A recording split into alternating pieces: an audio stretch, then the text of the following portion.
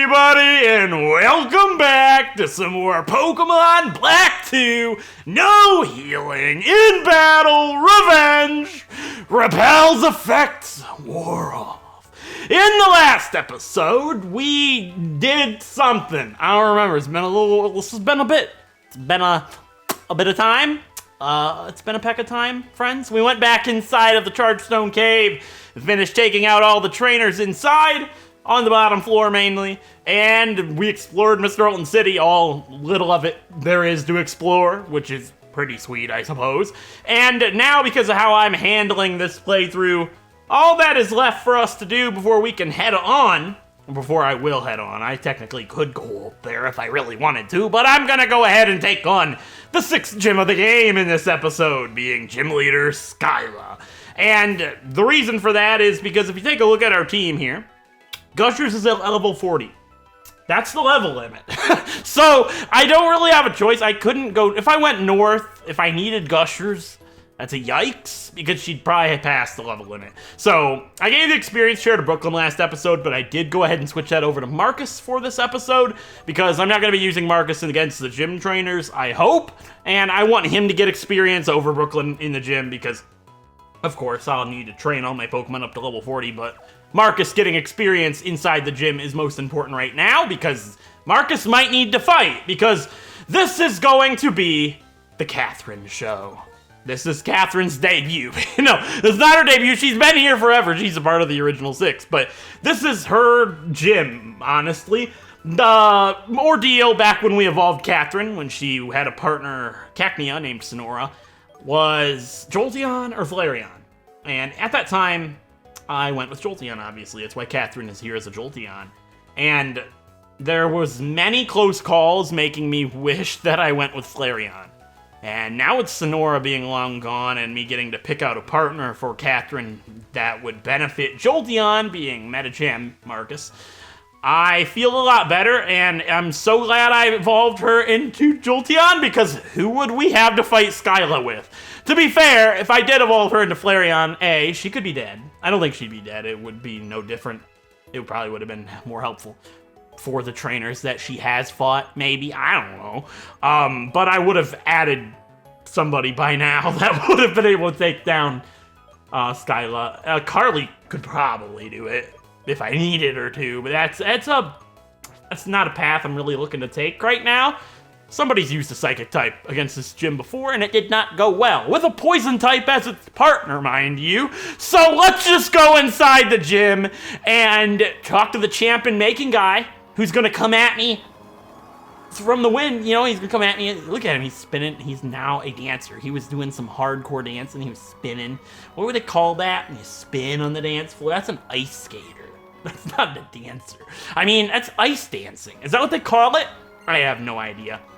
But we're gonna talk to the champion-making guy who we have teamed to be named Billy, and he explains to us that this gym is a wind tunnel, and that's why he was blown all the way back to the start, like a certain someone was. I see what he said. He's talking about himself. But yeah, flying types is the gym, obviously, and they're weak to rock, electric, and ice type attacks. Ice is what Carly would be able to have if I grinded out for hidden power.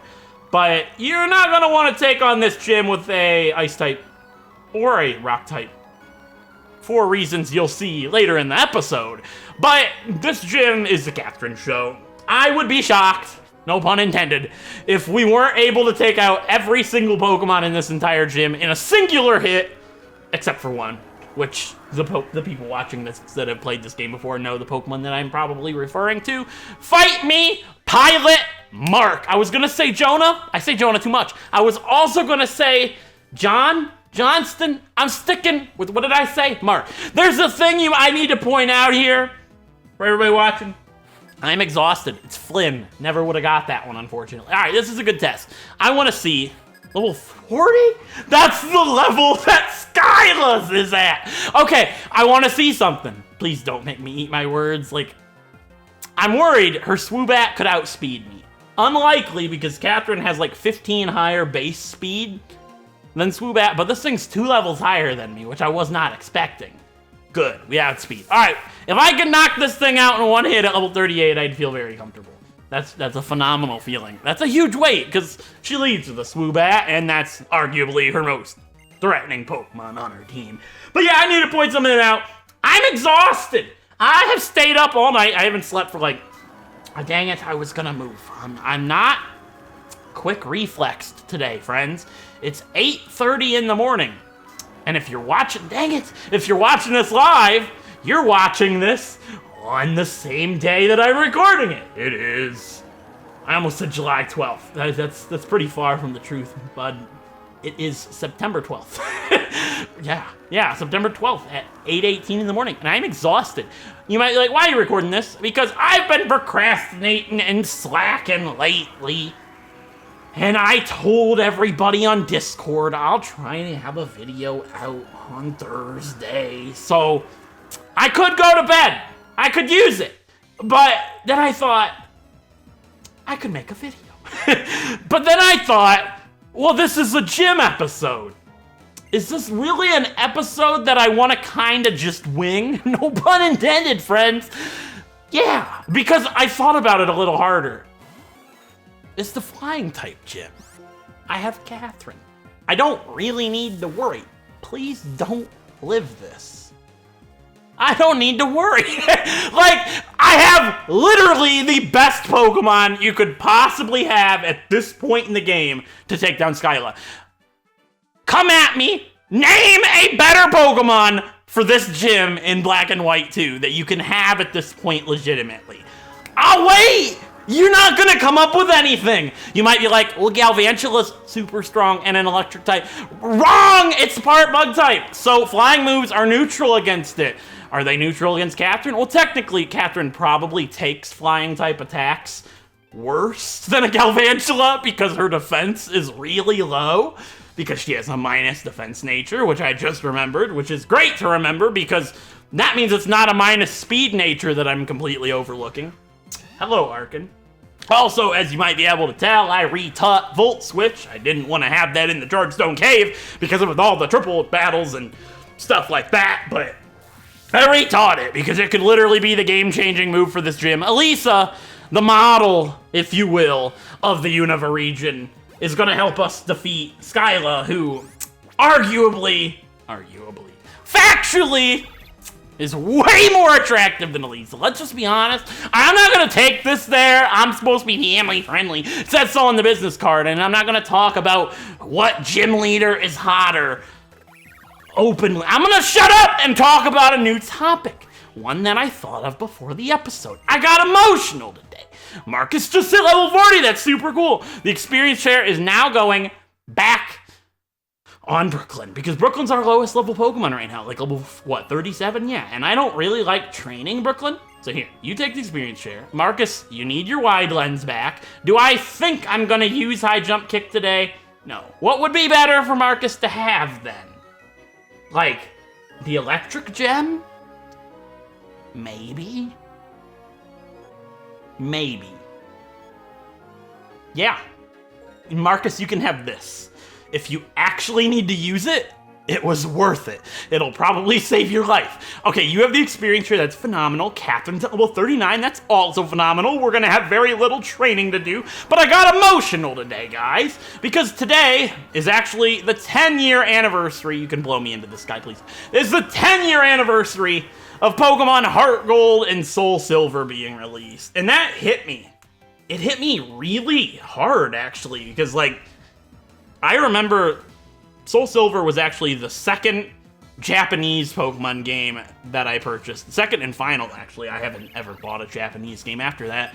Because nowadays, it's an international release. Whenever we get it, that's when Japan gets it. But back in the day, back in my day, kids, when I was younger, we didn't get games until like 6 or 7 or 8 months later than Japan did, which was always really hard because you'd see all these pictures and I remember wanting to play it so bad. The Pokewalker sounded so cool. I wanted it so desperately. So I ordered Soul Silver, the Japanese copy. So it's actually been 10 years since I got it, which is just wild to think about. And I remember where I was when that package came in. I was actually in my town's library. I come from a very small village, and I was in that library and the post office is right next door. And I'll never forget getting that email or whatever it was that notified me, hey, your package is ready to pick up. I walk next door, I grab that thing. I'm so excited. I just cannot see. It drives me absolutely crazy. I want to get home, rip it up, rip it open. I grab that Pokewalker and I'm just so excited. I play with it forever. It's the coolest thing. And it really hit me hard because it's like, those past 10 years, a lot has happened. Like, holy crap, a lot has happened. I never dreamed as an 11-year-old boy what I would go through in the next 10 years and what my life would actually be like. And here I am at 21 and almost 22. And never would have dreamed that I would have started a YouTube channel that would gain a modest amount of traction and following. And I just didn't think that my life would be the way it is. You never do, right? Like, throughout those 10 years, I've been through a lot. I've lived in my car, we've been homeless, I've told this multiple times. I moved from house to house, I was homeschooled. It's the amount of things you don't think about those things when you're a kid. And it's like the youth innocence is like robbed from you, right? And it's like, it's kind of heartbreaking, and it gets you all sentimental and excited and like, wonder what's gonna happen in the next 10 years. And I was just sitting here getting ready to record this, and there was a school bus outside my window. And I'm like, I've lived here for a year, and I never knew the school bus came down the street to pick up the kids. It's like, I didn't know that. It's like, I've been here for a year now, almost, and never once happened to see the school bus drive by. And I'm thinking, sitting here, watching the kids get on the school bus in like a super non-creepy way. It just happens to be my windows open. And I'm sitting there and I'm like, those poor saps, right? Like, they're having the worst day of their lives now. They're going to school and I'm sitting here playing Pokemon in my room, recording for YouTube, which is awesome. And it's like, there's so many things to take for granted. It's wild. I don't know. It just got me thinking. And I haven't slept, so it adds to the emotionalness, right? The world's interesting, I tell you what. Anyways, that's all the gym trainer's taken down, meaning if I'm not going to go north of Mistralton City, there is only one thing left for me to do before I can proceed onward, and that is to train these Pokemon up to the level limit of 40, which is 2 levels lower than the gym leader's highest level Pokemon.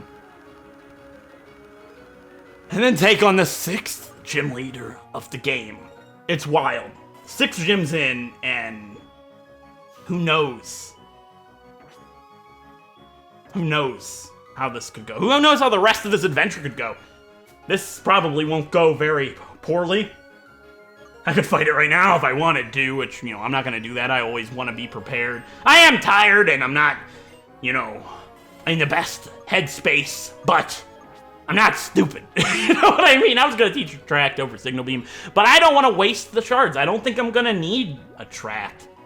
I think I'll be fine. I think I'll be fine. Yeah.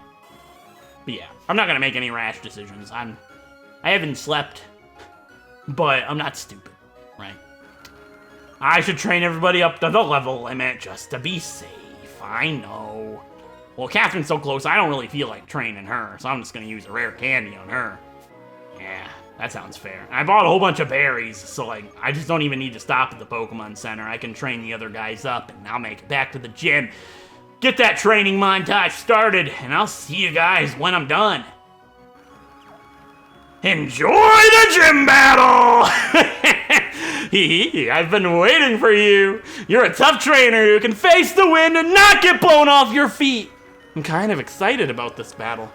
Why don't you and I have some fun? Time for the 6th gym leader of our Pokemon Black 2. No healing in battle revenge Rainbow Wedlocke versus Leader Scylla, the flying type gym leader of Mistralton City in the Unova region. And first up is Swoobat. It's a psychic flying type level 40, and I need your help, Catherine. Please do not make me regret this rash decision. I gotta get this video done, and I don't have time for training. Hit this thing with a discharge, and that should be it for Swoobat, unless there's something that I'm forgetting. Yeah, that's it for Swoobat. See you later, Swoobat. All right, 3 Pokemon remain, and next up is going to be Swanna. Her ace already? That's good. Let's get rid of it right off the bat. Her ace is Swanna. It's a water flying type, level 42, and we are 2 levels lower than it because of our level limit being 2 levels lower than the gym leader's ace. But there's nothing in this gym, or maybe even region, that's going to outspeed Catherine.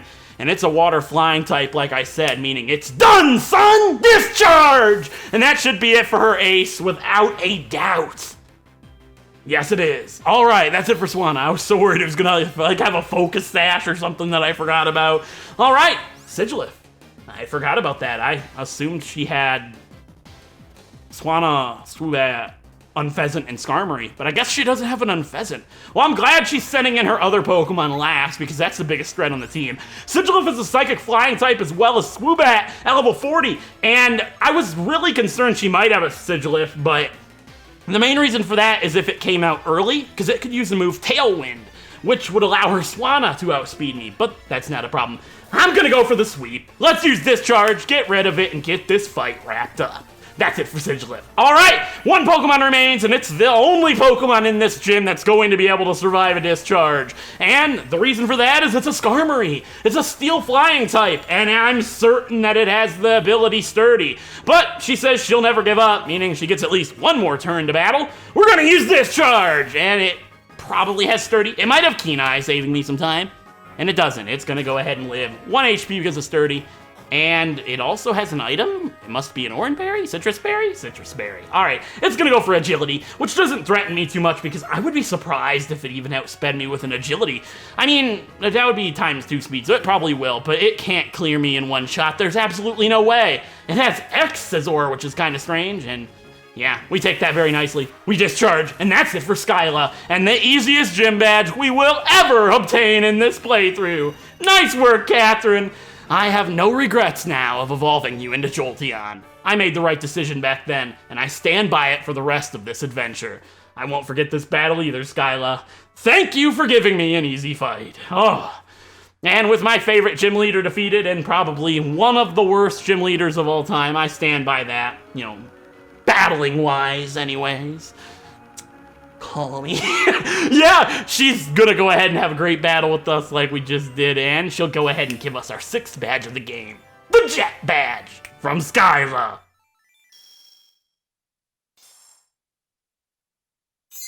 There we go. All right.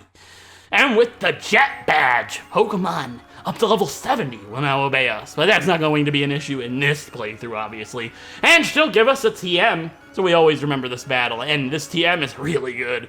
It's TM62, Acrobatics, which is insanely powerful, and I don't know if any Pokemon on my team can learn it, but I'm genuinely curious about that.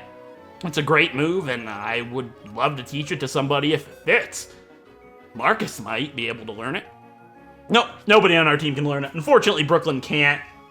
And the strongest flying type attack that Brooklyn has, unfortunately, is the move Gust, which is useless. It's better just to use another attack, but that's gonna change really shortly here. So SKYLA's gonna follow us outside of the gym, and she's like, time for a quick hop on my plane.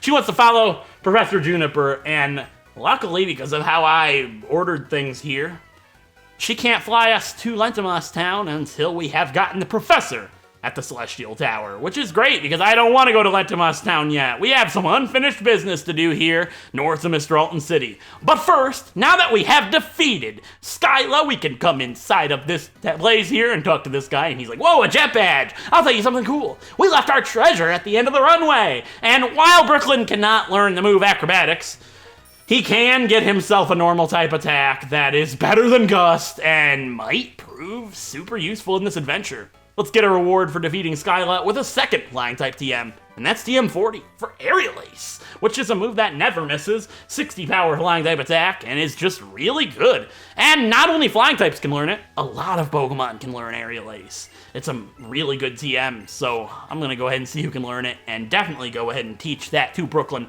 over the worthless, horrible Gust. So yeah, Catherine, you did incredible. You can go ahead and keep the magnet. Yeah, Brooklyn can keep the experience share as well. That should be fine for now. And we don't want Marcus to have the electric gem. Can you imagine forgetting to give him the wide lens and having him miss high jump kick because I forgot to give him his wide lens back? That would have been awful. All right, Aerial Ace, boot it up. Who can learn it? Marcus can't learn Aerial Ace? What? That's surprising. All right, I'll go ahead and teach it to Brooklyn. That's really the only reason I really wanted it. I don't even have Gust on you anymore. What am I talking about? I got rid of a Protect. This is a tough call. You don't need Protect. I will regret this very shortly. I don't know. We'll be fine. I'll probably teach Protect at some point, like for the Reversal Mountain, so I'm not too concerned about it. I wouldn't be either. It should be fine. Don't worry about Brooklyn. Like I said back in Driftveil City, believe in Brooklyn. So with that being said, I hope you guys enjoyed this episode. Back in Black, I'm gonna say that every time. Aren't I? And if you did, a like is appreciated. It helps out a great deal. Help us crush the like goal on screen. And if you haven't done so already and like playthroughs like this, don't forget to subscribe and ring the bell to be notified of all future uploads for this series and the channel as a whole. And with that being said, I will see you guys next time when we explore north of Mr. Alton City and in the Celestial Tower, where we could get an LGM. That would be pretty sweet. Fingers crossed. I'll see you guys then. Thank you so much for watching.